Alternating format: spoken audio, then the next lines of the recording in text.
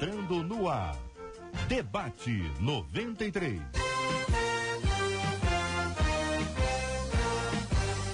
Realização 93 FM. Apresentação J.R. Vargas. Alô, meu irmão. Alô, minha irmã. Aqui fala J.R. Vargas. Estamos de volta, começando aqui mais uma super edição do nosso Debate 93 de hoje, nessa terça-feira, dia 22 de agosto de 2017.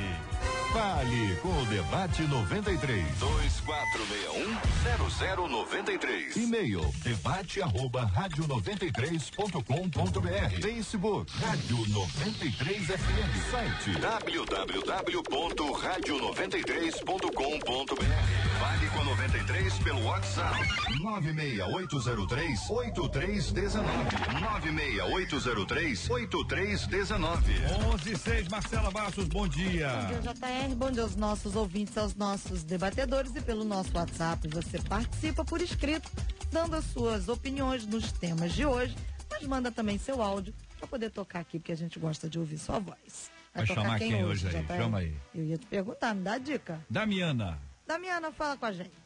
Bom dia, JR. Bom dia, Marcela. Bom dia, Damiana. Bom dia a todos os debatedores. Maravilha. Eu sou aqui a Damiana de Nova Iguaçu. Nova Iguaçu. Quando estou no trabalho, estou sempre ligadinha, ouvindo os debates. Obrigado. Eu gosto muito, aprendo muito. Tem duas amigas minhas no trabalho que não são evangélicas e têm ouvido comigo. Opa. E assim, quando termina o debate, a gente chega na hora do almoço, a gente começa a conversar sobre o que foi falado no debate, às vezes até no meio mesmo do debate, elas olham para mim e me perguntam assim alguma coisa, então quero dizer que tem sido edificador para minha vida e para a vida daqueles que estão à minha volta. Damiana, que palavra boa, glória a Deus. Ligado no Debate 93 com J.R. Vargas. Muito bem, minha gente, vários assuntos hoje no nosso Debate 93. Mas vamos começar por aqui, ó. Diversas vezes ouvi que o amor não é um sentimento e sim uma atitude. Isso é verdade? É possível amar alguém que não queremos ter por perto? Como terá atitudes de amor com gente assim, digamos que a pessoa não merece? Eu falo assim, não merece, é uma mala, essa pessoa é um encrenca, essa pessoa é um freio de mão, essa pessoa só atrapalha, só pega no meu pé, arma cilada o tempo inteiro. A pessoa é ardilosa, pelo amor de Deus. O que significa andar uma outra milha? Pergunta a nossa vida. Deve estar com medo, né? Amar significa andar junto ou é possível amar assim, à distância? Qual o caminho para ser aperfeiçoado em amor? Eu quero ver a sua opinião, sua participação. Liga pra gente, vai. 2461-0093, 2461-0093. Quero ver a sua opinião e a sua participação no nosso Debate 93 de hoje. Quero também ter a sua participação aqui pelo nosso WhatsApp 96803-8319 e também no Facebook da 93 tem um post com os nossos debatedores ali mesmo. Você já pode apresentar as suas opiniões sobre o nosso tema de hoje. Pastor Luciano Regis, bom dia. Que pensa o senhor sobre o assunto? Bom dia, J.R. Vargas, amados debatedores, você que nos ouve, prazer estar aqui mais uma vez. A gente começa pelo início, obviamente. Amor, mais do que o sentimento, eu vou ampliar isso aqui, é uma decisão que vai mover com atitude. E eu quero usar para isso, já para a abertura dessa minha fala, o texto áudio da Bíblia, João 3,16. Ali mostra que, ainda que não merecêssemos e não merecemos, Deus simplesmente decide nos amar. Ele tem uma atitude, porque Deus amou o mundo de tal maneira, né? De repente você não conhece o texto, está nos ouvindo, que deu seu Filho unigênito para que todo aquele que nele crê não pereça, mas tenha a vida eterna. Deus tem uma atitude em relação à humanidade, mesmo que ela não merecesse, até porque ele procura um justo na terra e não acha nenhum. Então ele decide intervir através do seu Filho. Então perceba que ele decide amar. É obviamente que essa decisão, movida por uma atitude, vai gerar relacionamento e por sua vez sentimento. Então sim, diversas vezes o amor é uma atitude baseada numa decisão. Muito bem, Eveline Ventura é jornalista e escritora, a nossa menina da mesa de hoje. Bom dia, bem-vinda. Qual a sua opinião, Eveline? Bom dia, JR, bom dia demais debatedores e a todos os ouvintes. Eu vou concordar, obviamente, aqui com o pastor Luciano. A palavra de Deus fala diversas passagens, alerta sobre a importância do amor, dá esse exemplo, Deus nos deu esse exemplo maior, né, de uma prova desse amor enviando o seu Filho Jesus. E em Mateus né? No Sermão do Monte, ele vai dizer que a gente precisa amar os inimigos. Quem, né, de sã consciência e de própria vontade vai fazer isso? Mas é possível se a gente decide amar aqueles, como você disse aí, que não merecem, digamos, tanto assim. Tem gente que elege, esse merece, aquele ali, aquilo merece, não, aquilo é terrível. Reverendo Vanderlei do Nascimento, Igreja Presbiteriana de Belfor Roxo, bom dia, bem-vindo. Concorda aí com os companheiros aí, pastor? Bom dia, JR, ouvintes, debatedores. Concordo sim, e queria, de alguma forma, contribuir, dizendo que essa síndrome de quem estabelece, quem merece, quem deve ser amado, tem um nome muito claro na Bíblia, que é farisaísmo. É farisaísmo moderno, a gente achar que tem alguma condição de estabelecer quem é que merece o nosso amor, já que a nossa situação e como seres humanos é completamente de sermos inaceitáveis diante de Deus e diante de qualquer pessoa. Nós cometemos erros e equívocos imensos. Estabelecer que o outro não deve ser amado e nós sim, é uma atitude farisaica no meu entender. E não estou falando isso baseado no que eu acredito apenas. O próprio Jesus disse no Sermão do Monte, como a nossa irmã já citou, e eu vou ao outro versículo que Jesus estabelece, ele diz: ouviste que foi dito pelos antigos, ele rompe com uma tradição legal, mosaica, e depois ele acrescenta, o que era dito era amarás o teu próximo e odiará o teu inimigo. Era o que a lei estabelecia. E Jesus vai dizer: mas se amardes os que vos amam, que recompensa tereis? Também os publicanos e os ímpios não fazem o mesmo? Tenho certeza que a nossa postura tem que ir além disso tudo. Muito bem. Quero ouvir a opinião do pastor Manassés Brito, da Assembleia de Deus do Campinho. Bom dia, bem-vindo, pastor. Que pensa o querido irmão sobre o tema? Bom dia, reverendo J.R. Vargas. E quero cumprimentá-lo e dos demais debatedores e todos os nossos milhares de ouvintes com a gloriosa e bendita paz do Senhor Jesus Cristo.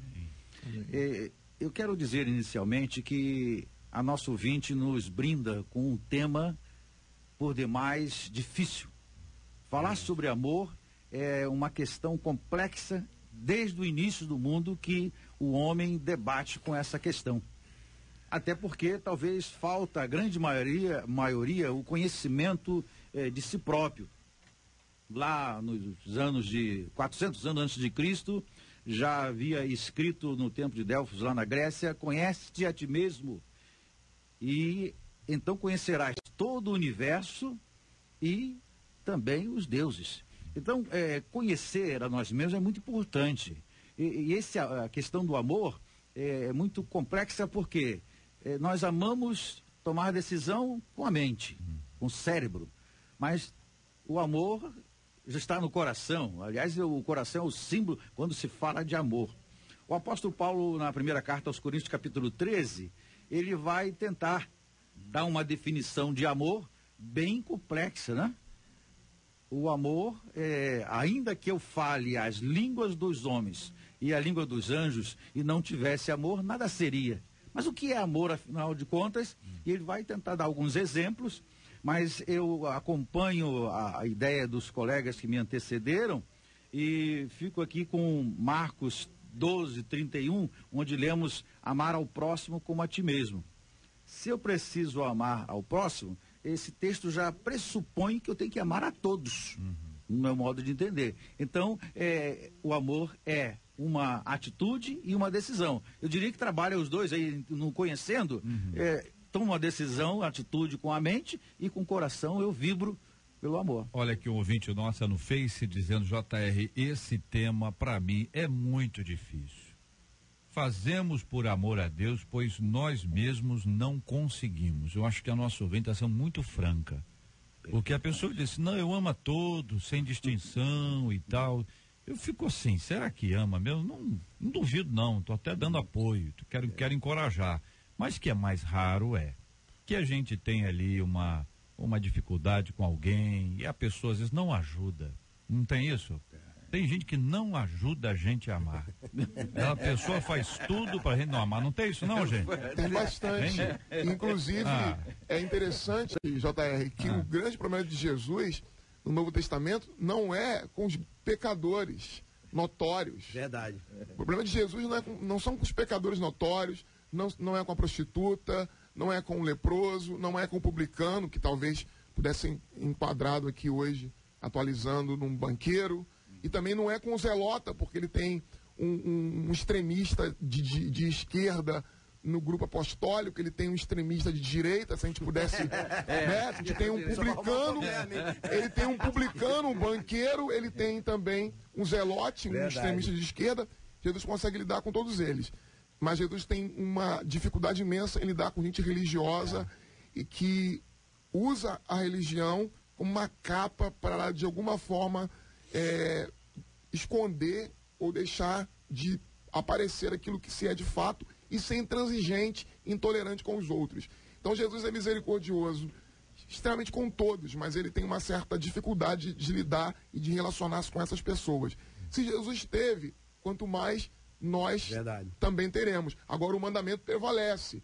O mandamento prevalece sobre o sentimento que eu tenho no meu coração, que, como você mesmo disse, algumas pessoas não colaboram e não ajudam com o comportamento que tem. Mas, continuando dentro do assunto do reverendo Vanderlei, Jesus Cristo, percebemos que ele teve essa dificuldade que nós estamos falando, ele teve com os 12, porque ele vai eleger o grupinho mais próximo, né? Inclusive, quem ele leva para a transfiguração, o Monte Sinai, ele leva só 3. Né? E diz o texto que tinha um que deitava a cabeça no ombro, afagava, abraçava, tal, e só a graça de Deus. E teve uma mãe ainda que veio e pediu, quero o meu filho. A mãe dele mesmo. Um do lado, outro do outro aqui e tal. Então foi uma grande dificuldade. Eu acredito que o João, que deitava a cabeça no ombro e tal, ele era uma pessoa que você, como você citou assim, mais fácil de ser amado. O cara se entrega realmente ao amor, até porque ele já vem desde João Batista, né? Mas tem outros como Judas que está na turma ali, difícil, mas né? não tá, o João que se aproxima é um bom João. O João que a mãe pede para ficar à direita, ele e o irmão dele, ele é um mau João. O João que pede para cair fogo do céu e matar todo mundo que não recebeu o evangelho é o mau João. O João bom é aquele que volta lá nas 3 epístolas que ele escreveu, lá no Apocalipse. Esse João tá bom. Só que é o mesmo cara. Então, isso é para explicar o seguinte: tem gente que neste momento da vida não é amável e não é fácil de amar. Mas essa pessoa, assim como eu, ela foi alcançada pelo Evangelho. A obra de Deus vai acontecer na vida dela. Pelo menos é o que a gente pede ao Senhor, né? E que tem um ouvinte aqui no Face dizendo: JR, ter atitude de amor com quem não merece, isso se torna mais fácil quando a gente olha o que Deus fez por nós. Afinal, quem é merecedor? Deus entregou um único filho dele por nós, diz aqui o nosso querido ouvinte. É interessante, JR, concordando com tudo que está sendo dito, é que quando Jesus separa os seus 12, né, já foi dito aqui de maneira maravilhosa pelo pastor, dentre esses 12, tem um que Jesus sabe que é filho da perdição. Ele vai dizer antes de tudo acontecesse. E ele ama esse cara, ele se entrega por esse cara de qualquer maneira. Isso é fantástico, isso é maravilhoso. Porque a gente precisa entender que até aquele que muitas vezes gera problemas, ele precisa ser amado porque ele faz parte de um processo. Ele faz parte de um projeto grandioso de Deus na nossa vida e também na vida dele. Amar as pessoas, ou seja, ter uma decisão e uma atitude de ajudar, de estar com ela, é muito maior do que qualquer outra coisa. Então, nesse aspecto, a gente precisa entender algo muito simples. Até nós mesmos, em algum momento da vida, somos difíceis de ser amados. O que seria de nós se Deus não decidisse nos amar? O que seria de nós se Deus não decidisse, na sua grandeza, dizer: eu vou transformar aquele cara ali que não vale nada para os outros, mas eu sei o que eu posso fazer. Amor é uma decisão basicamente disso. Hoje é muito fácil dizer eu te amo. Qualquer namoradinho está dizendo eu te amo. Qualquer relacionamentozinho tá dizendo eu te amo. Num casamento, e aí eu vou ampliar, num casamento, muita gente fala, o casamento é lindo. O casamento, ele começa quando começam as negativas, as renúncias.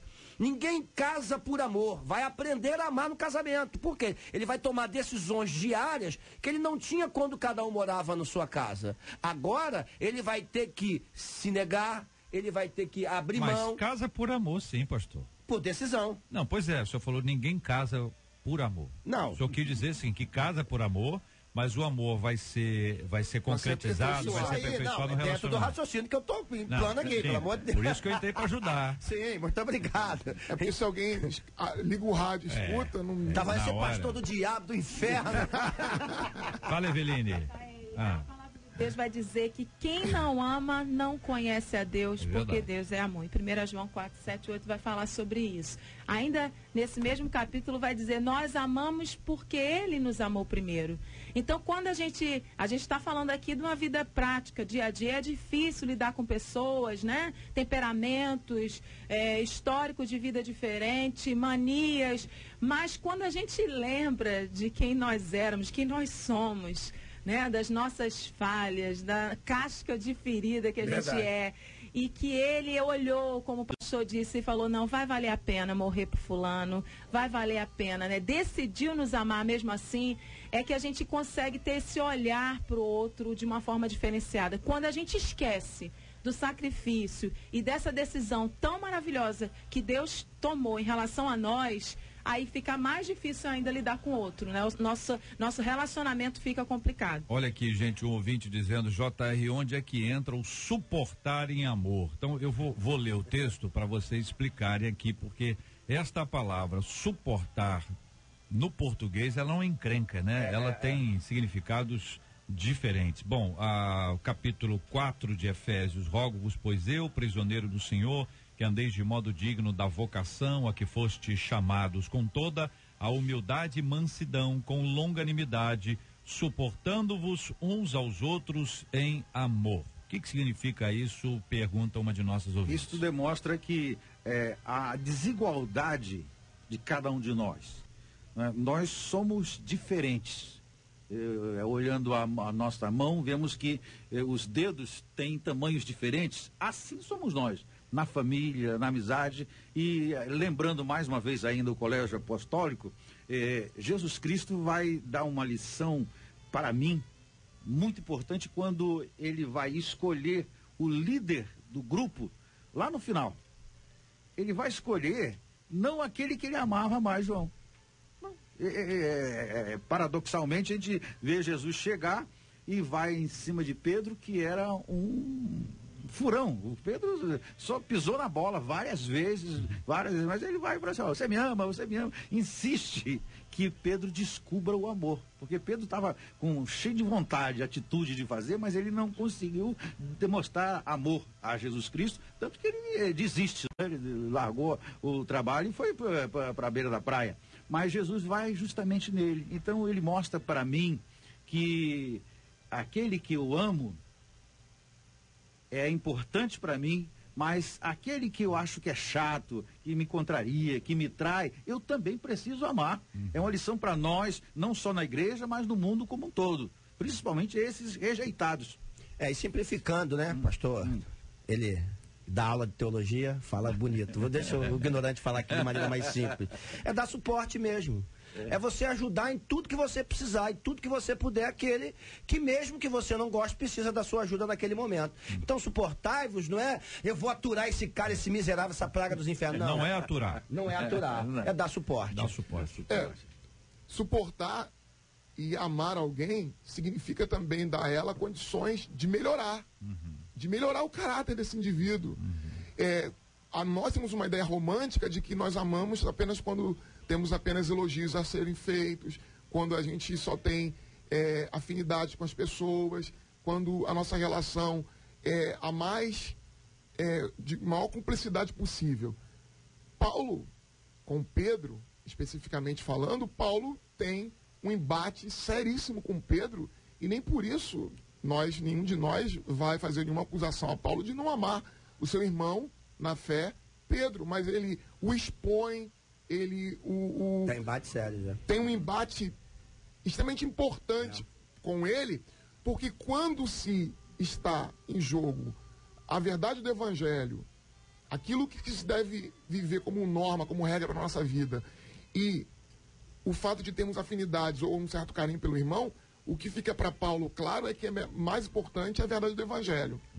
Eu acho que o que acontece, trazendo um pouco para a prática, para a realidade das igrejas, é que as pessoas estão, a gente está falando aqui, né, do que é para ser colocado em prática, mas infelizmente o que a gente vê hoje é muita gente se aproximando e se afastando a título com a desculpa de afinidades.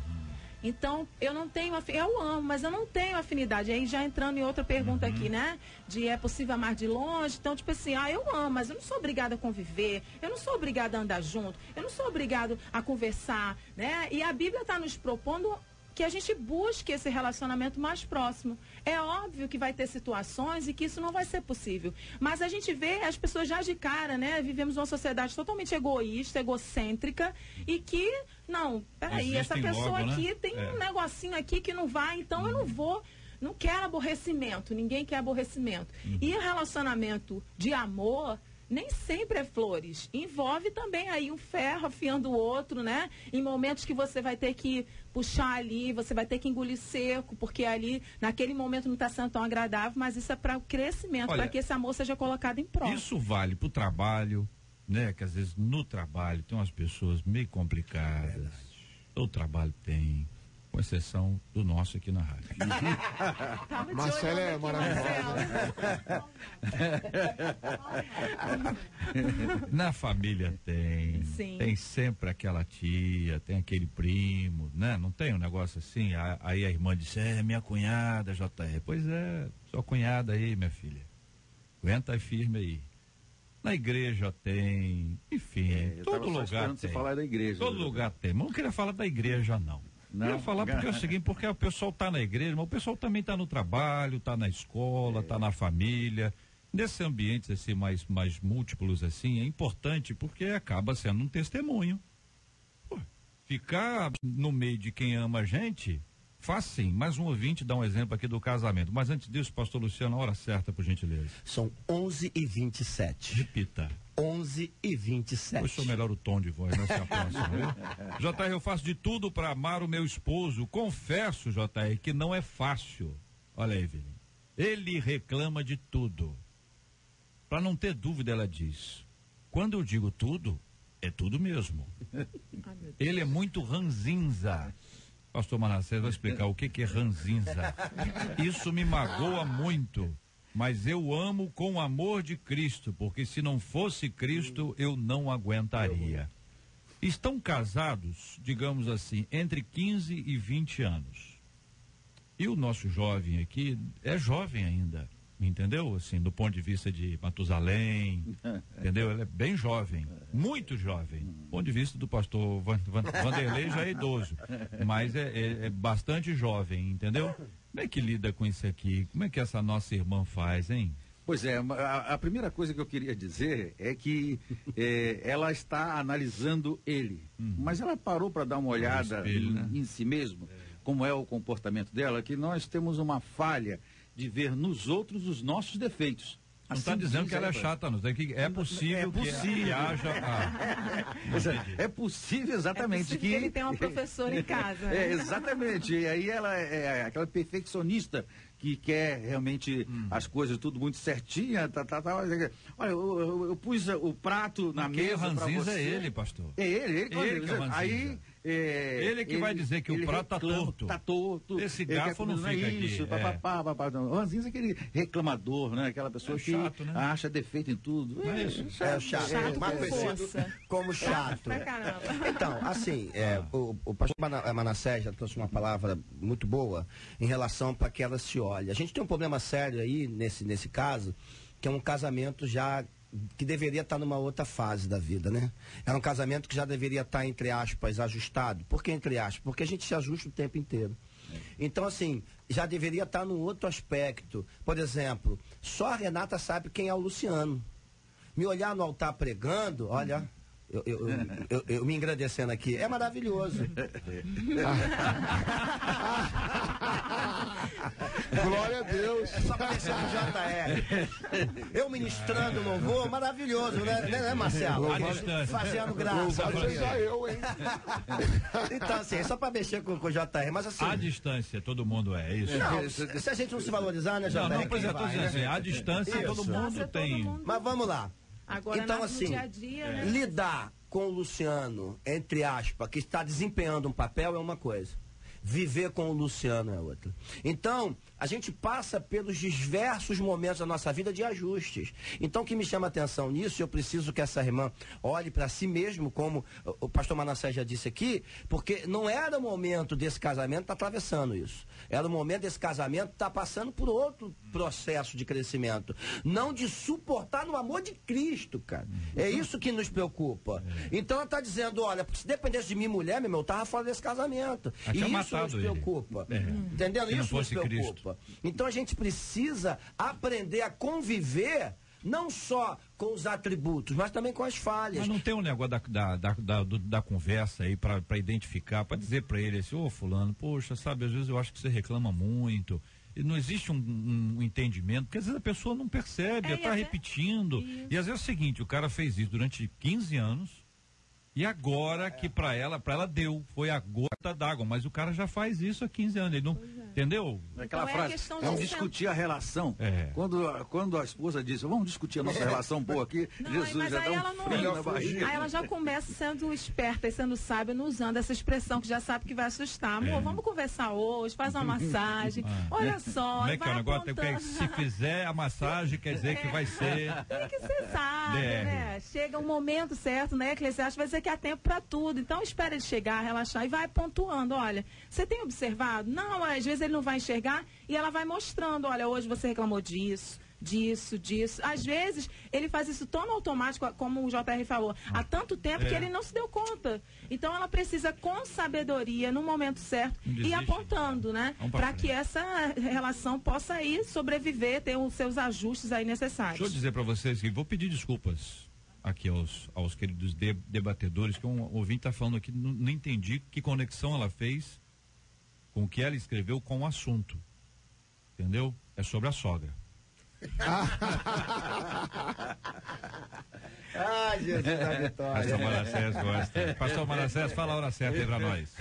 A hora certa são 11 horas, 32 minutos e 15 segundos. Repita. Repita. 11 horas, 32 minutos e 20 segundos. Aí, tá vendo, pastor Luciano? Muito melhor assim. Que eu, mas poxa. Ouvinte dizendo, olha, eu tenho muita dificuldade em amar a minha sogra. Todas as vezes que ela me faz mal, me ofende, me humilha, por tudo isso, gente, eu fico com muita raiva, mas depois o Espírito Santo de Deus me toca, eu perdoo pelas ofensas, aí eu consigo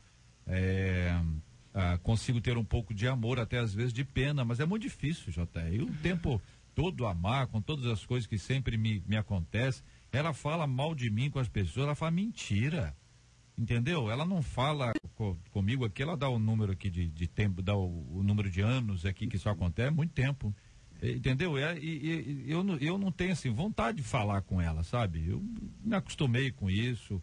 Ela se recusa, sabe? Ela quer invadir a minha vida. Gente, deve ser um caso raríssimo, né? Um problema com a sogra. Vou deixar a Eveline falar. Sim, sogra. Olha, não, gente. Só você pode ser sogra aqui, Eveline. Eveline, é isso que eu tô falando. Você pensou que era o quê? Meu pai. Não sei, um beijo pra minha sogra. Não se entrega, irmã, por favor. Não, tadinha da minha sogra. Minha sogra é uma bênção mesmo na minha vida. Mas eu realmente, você colocou aí, eu vou ser sogra, né? Eu já tenho meu filhão lá, daqui a pouco não, Jesus. Espera mais. Ele é muito novo. Ele tá com quantos anos mesmo? Não, ele só tem 8 anos. Que desespero, hein? Enfim, mas eu acho que é uma relação muito complicada, né? A gente escuta muitos relatos em relação a isso, porque tem ali a rivalidade, a disputa, né? Eu já fico trabalhando, né? Meu emocional já orando, Senhor, me prepara para esse momento que vai ser bem difícil. Mas aí eu deixo um versículo para essa amada aí em Romanos 12, que vai dizer, no que depender de vocês, façam todo o possível para viver em paz com todas as pessoas. O apóstolo Paulo vai nos dar esse conselho em Romanos 12, versículo 18. Então, querida, caminha uma milha a mais, suspira, né? Respira. Mas, tenta ser uma mulher sábia aí para administrar essa relação. Eu não sei o que vocês acham, qual é a ênfase da frase, mas repita aí o versículo. No que depender de vocês. Aí muita gente para aí. Entendeu? Ó, não depende de mim, a outra pessoa faz isso, mas olha a outra parte do versículo. Façam todo o possível. A questão é se nós já fizemos todo possível. Qual o endereço? Fala para nós. É Romanos, capítulo 12, versículo 18. Maravilha. Tá? Porque tem muita gente que usa isso como desculpa, né, JR? Exatamente. Fica na primeira parte. Se depender de nós, no que depender. Mas e o possível? E o possível? Já fez o possível? É uma interpretação equivocada, tanto quanto fazem do texto amar ao próximo como a ti mesmo. Não, primeiro eu preciso me amar. Depois é que eu vou pensar em amar o outro. Só que ele esquece também da palavra de Jesus, quando ele diz amar ao próximo, amar ao outro, ao irmão, como eu vos amei. Como eu vos amei. O parâmetro do amor para Jesus, segundo João, não é o amor a si mesmo, mas é o amor que Cristo sente pela sua igreja. Exatamente. Como ele sente por nós. E o amor de Cristo não dependeu do nosso amor por ele, como o nosso amor não depende do amor de alguém por nós. Nós temos que amar. Exatamente. Com relação à sogra, eu só queria dar uma... Quer falar sobre a sogra? Quero falar sobre a sogra. Tem muita nora que fala mal da sogra, mas se comporta, segundo o que Freud diz. Quando Maria fala do José, eu sei mais de Maria do que de José. E provavelmente, em alguns casos, dizem respeito a como a pessoa é. E ela projeta isso na sogra. E a sogra, coitada, sofre muito por conta disso, porque vê o filho nas mãos, às vezes, de uma pessoa que não tem o cuidado que deveria ter. Isso só acontece com nora. Com genro, não. Com genro, a mesma com coisa. Genro, não. Só uma linhazinha, JR. Viu, Eveline? Com genro não acontece, não, Uma Eveline. linhazinha apenas. Uma linha. Olha só. As sogras que são mal interpretadas pelo genro ou pela nora. Ou pelo mundo. O que elas fazem? Pelo mundo? Pelo povo. É tão grande assim. Mas elas praticam alguns atos por amor. Olha aí. Duas coisas sobre sogra. Vocês observaram aqui a menina da mesa quando falou do filho?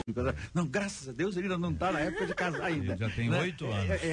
8 anos. Quer dizer, o medo de perder o filho, né? Porque quando a nora aparece, quando ele apresenta para a mãe, olha aqui a minha futura esposa, Jesus querido, é essa que vai tomar o meu lugar, vai levar o meu filho, e não sei o que, então não vai cuidar direito dele. Então é complexo. Muito complexo. Essa complexidade, ouvinte, mexe com todo mundo. Com mãe de menino de 8 anos.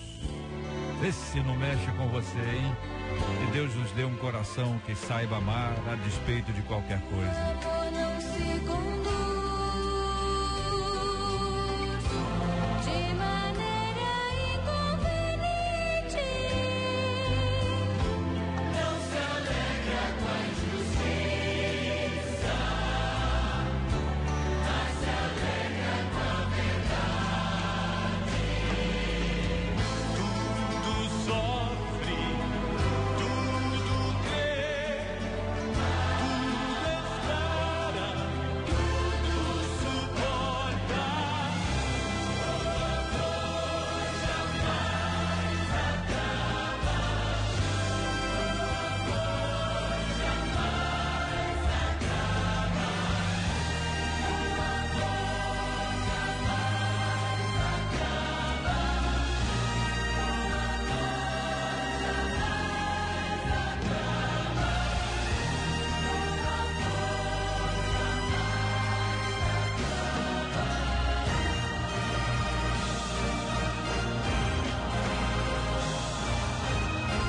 Muito bem, minha gente.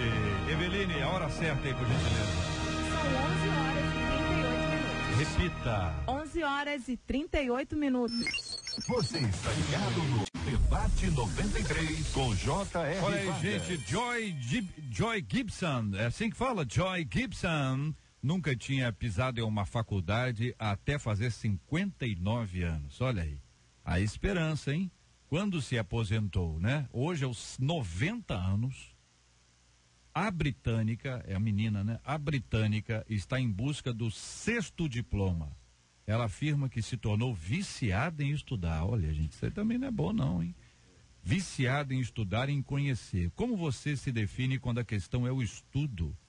Difícil o povo assumir isso aqui, hein, Marcela? Preguiçoso ou sedento por conhecimento?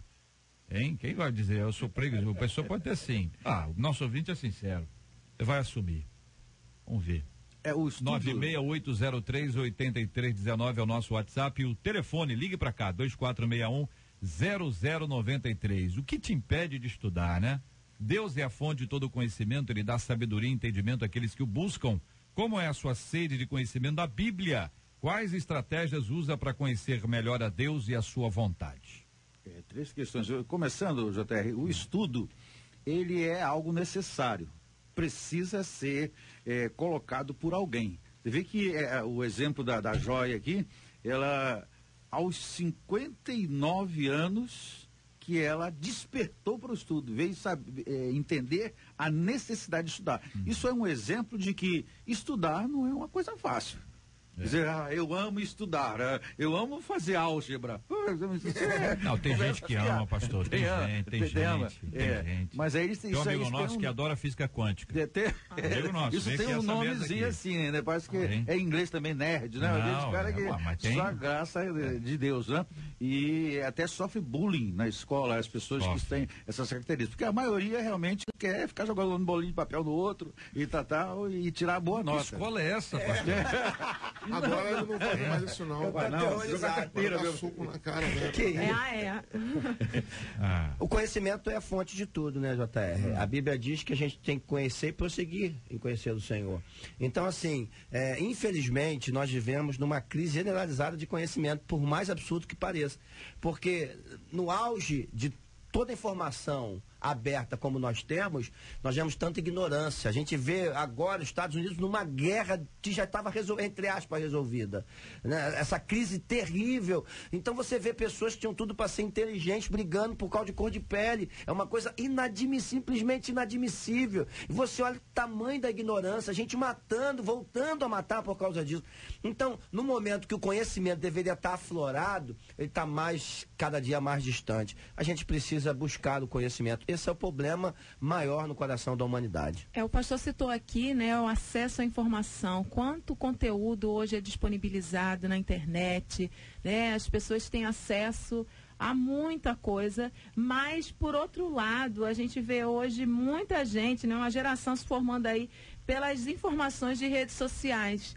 É aquela formação de forma superficial.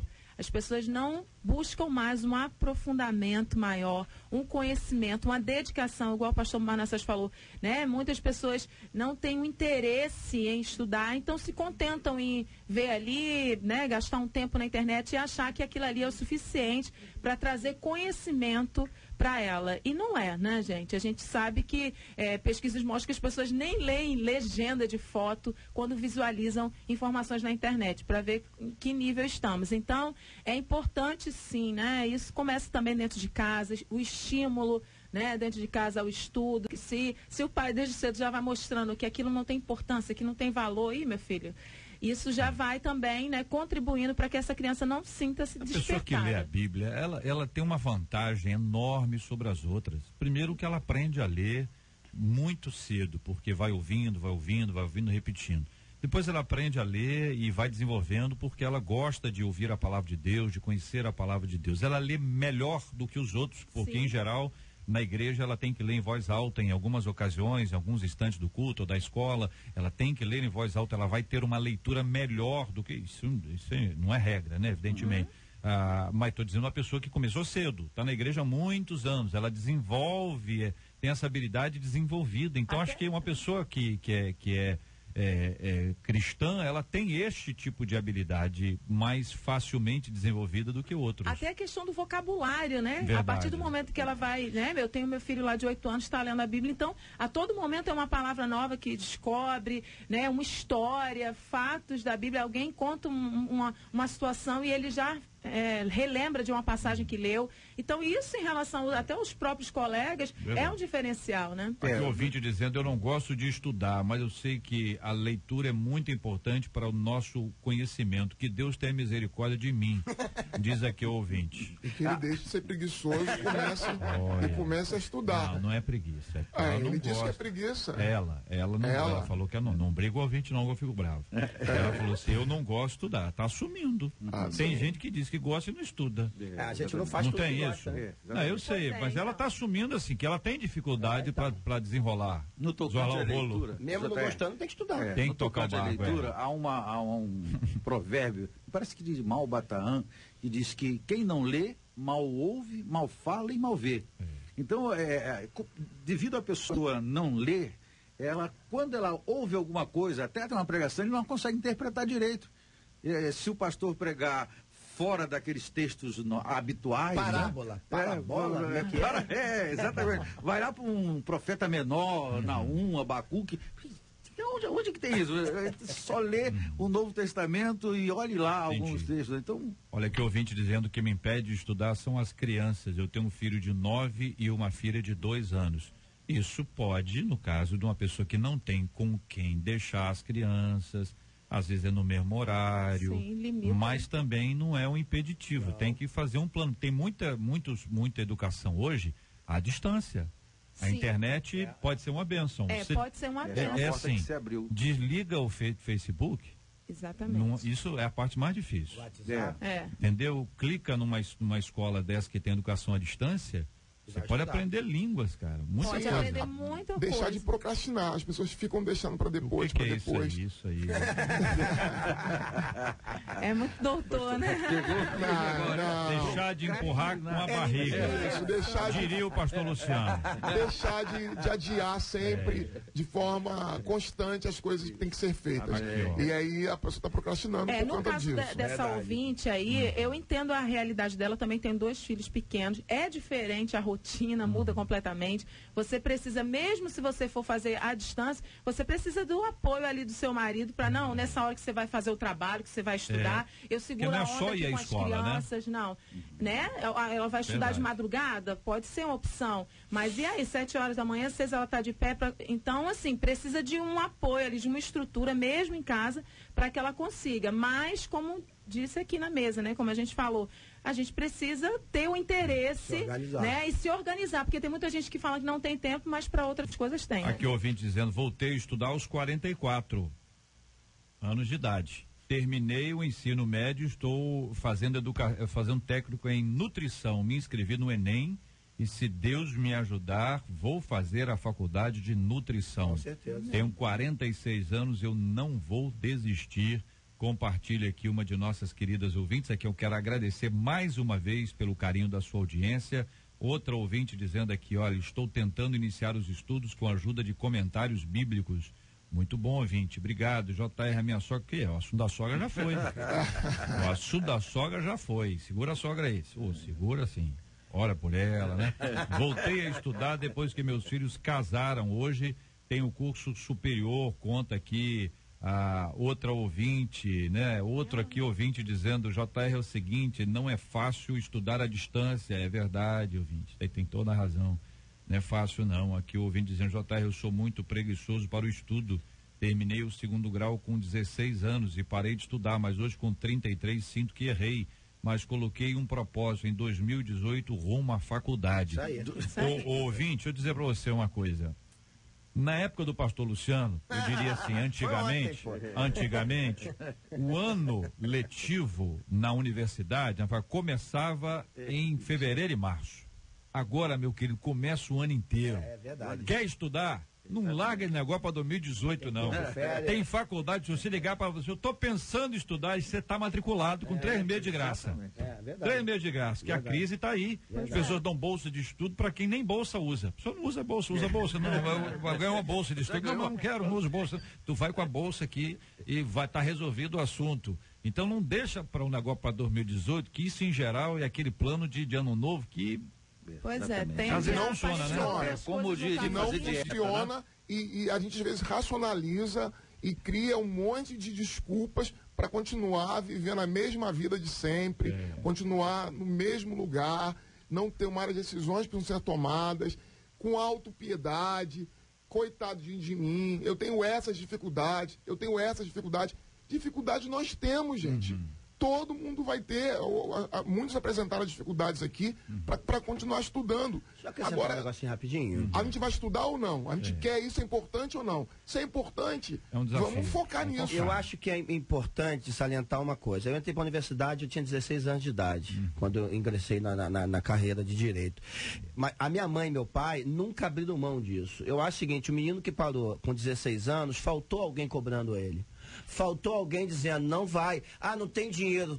Vai estudar para tentar bolsa. Vambora, não para. Então, o que eu quero acrescentar?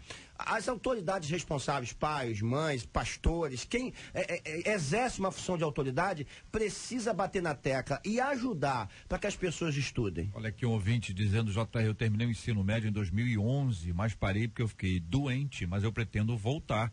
Eu tenho 56 anos, vou tentar fazer uma faculdade de letras ou turismo. Isso aí. Tá com pouca dúvida, né? Porque são cursos bem próximos, né? Mas olha, um estímulo aí pra ele.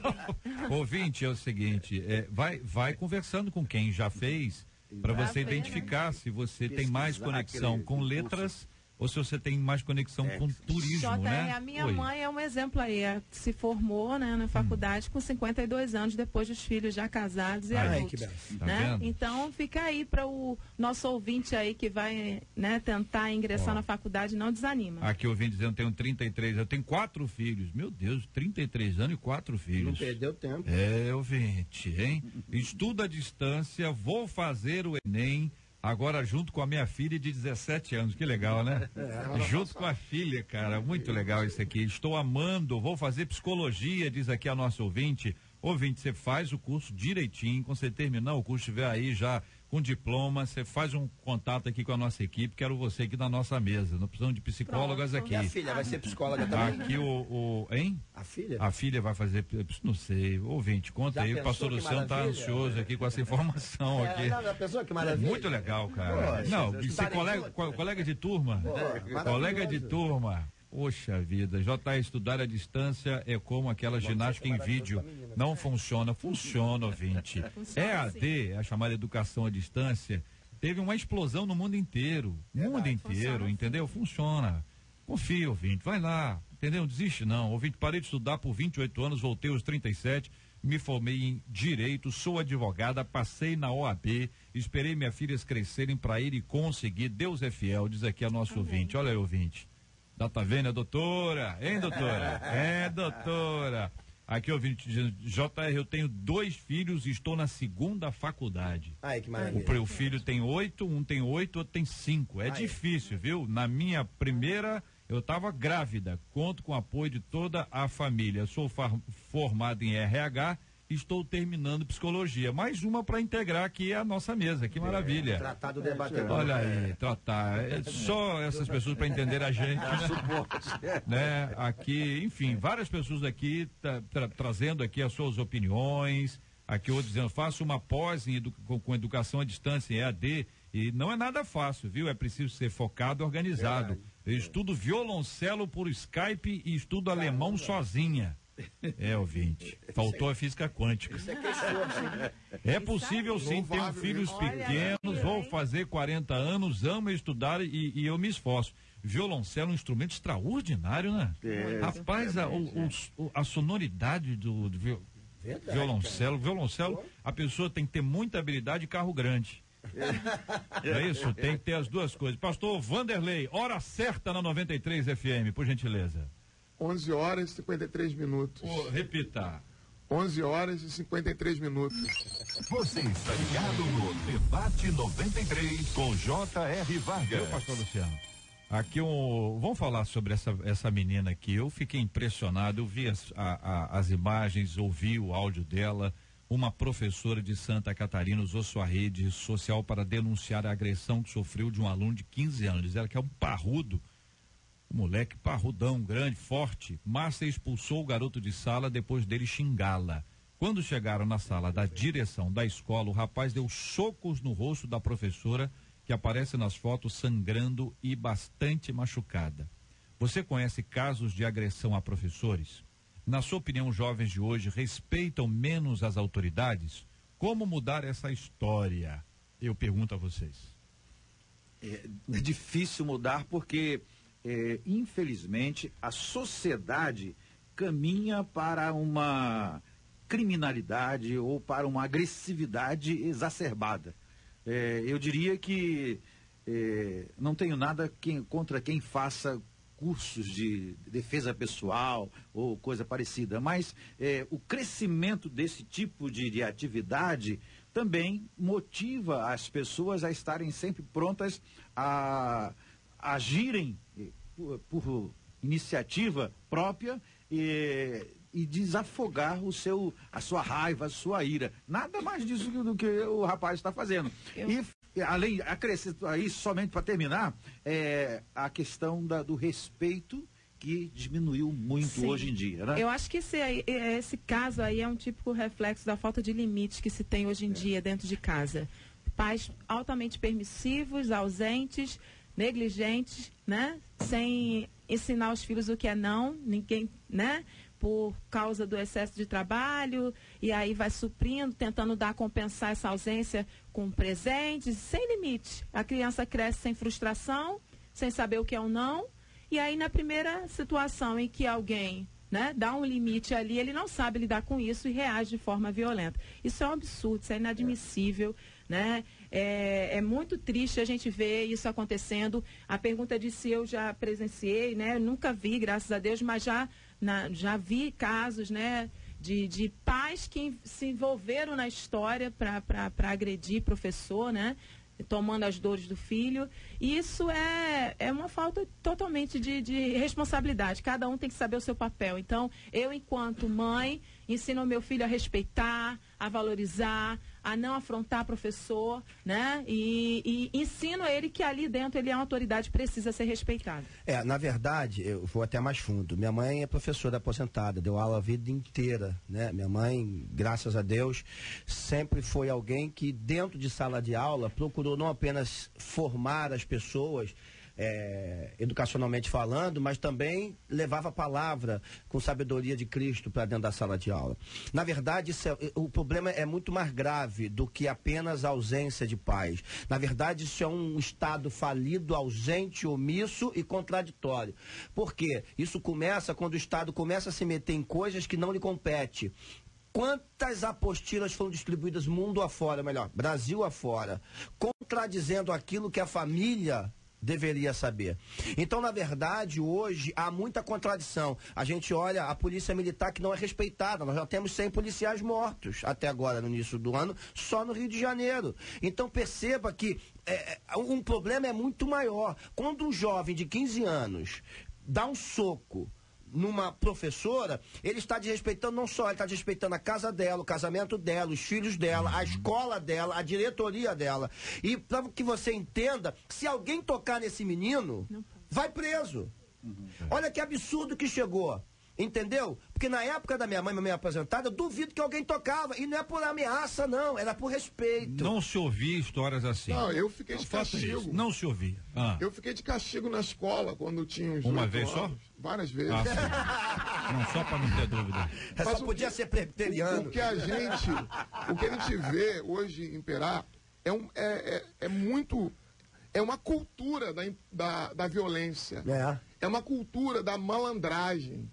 Não é só um caso isolado. Defendida pelo Estado. É uma cultura estabelecida de forma oficial, né, de forma oficial, que é assim. Quem pode é quem é mais violento, quem é mais hostil, quem de alguma forma consegue, através ou da violência física ou dos argumentos, estabelecer. Qual o exemplo que a gente vê de líder nato? O líder nato, ele tem que ser agressivo. As pessoas entendem assim, a pessoa é líder nato. Ele tem aquela força de persuasão que é quase uma mistura de violência. E a malandragem, ou seja, o jeitinho de resolver tudo, de fazer do jeito que se quer. E aí você pega uma professora que está dando aula numa classe, que ela deveria exercer um tipo de hierarquia sobre esse aluno, e aí você tem uma pedagogia, entre aspas, muitas aspas, libertadora, só para o aluno que vai espancar a professora. Mas para a professora que tem que impor sua autoridade, não, isso é ultrapassado. Essa questão é ultrapassada, é da educação bancária, não serve para nada mais. Aqui um ouvinte dizendo, JR, no colégio do meu filho, a professora chamou a atenção do aluno, ele respondeu, meu pai é matador, hein? Eu mando ele te matar se mexer comigo. Então você imagina bem que tipo de posicionamento é esse. Eu queria voltar àquela questão do toda, respeito. Companheiros, é que é muito difícil lidar com esse assunto. A gente não admite, isso é inadmissível. Isso aqui é um assunto seguinte, não tem que discutir. Porque isso não pode acontecer. Uma criança grande, pequena, adulto, o cara na universidade, ele não pode agir de maneira agressiva com autoridade dentro ou fora da sala de aula. A gente precisa trabalhar esse tema com todo mundo. Isso não pode acontecer. E, eu acho que até assim entendo.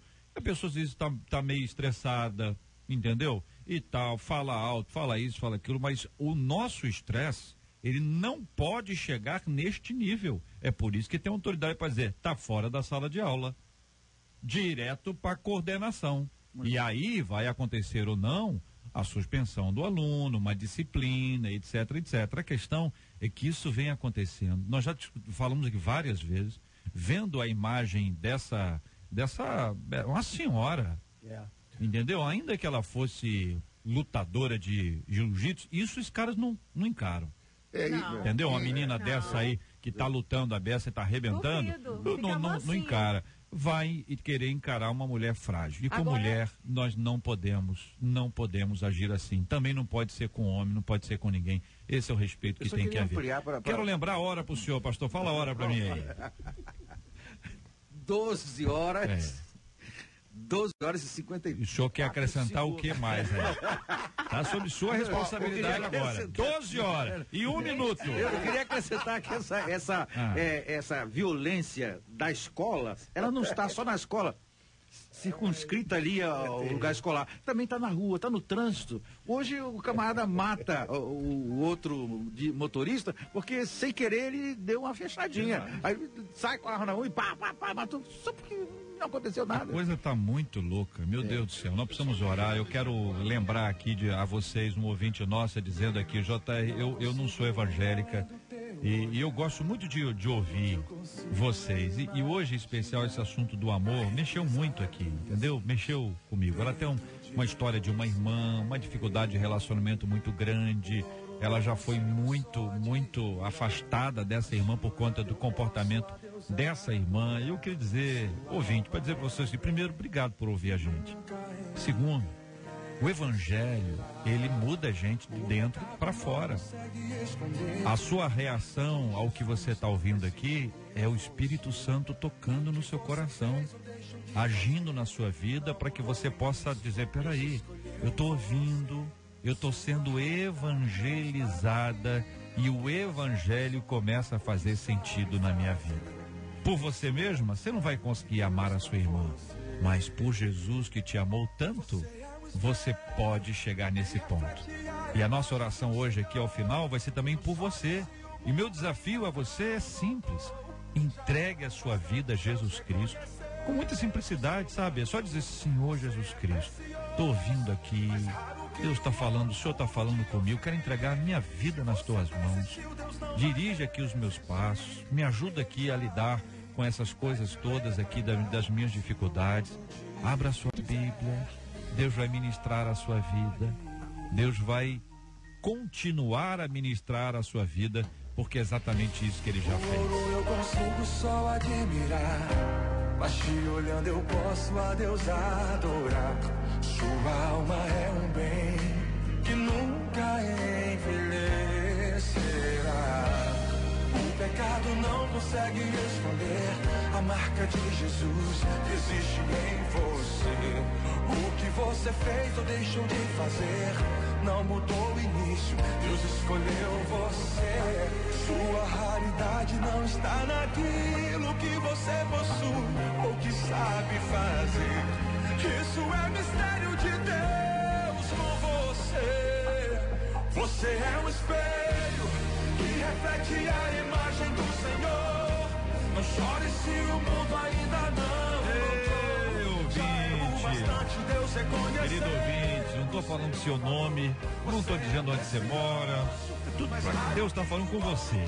Essa é uma palavra de Deus para o seu coração. E aí, Marcela Bastos?